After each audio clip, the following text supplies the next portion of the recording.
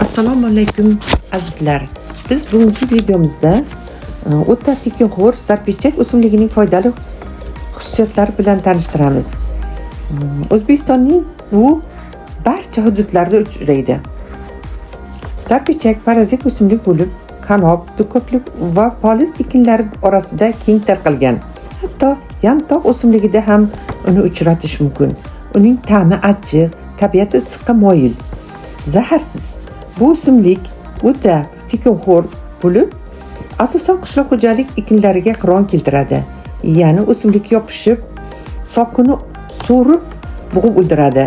Ignani kuzlik bo'lsa hamki, darhol yangi o'simlikka tushsa, yopishib ketadi, gullaydi, hayotini davom ettiradi. Uning kimyoviy tarkibida fenol kislotalar va ularning hosillari, kuskutin, azot kumar kislotaning metil efirini saqlaydi.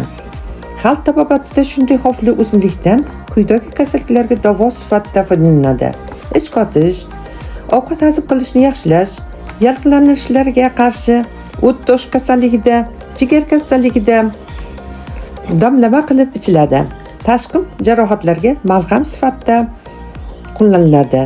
Sarpechak dori sifatida uning urug'i yetilganda yig'ib olinadi va soyada quritiladi. U jigar va buyrakka quvvat berish, ich ketishni to'xtatish, homilador bo'lishdan saqlash kabi xususiyatlarga ega. Bolalarning siydik tutolmaslik xastaligida sarpechak urug'i foyda qiladi.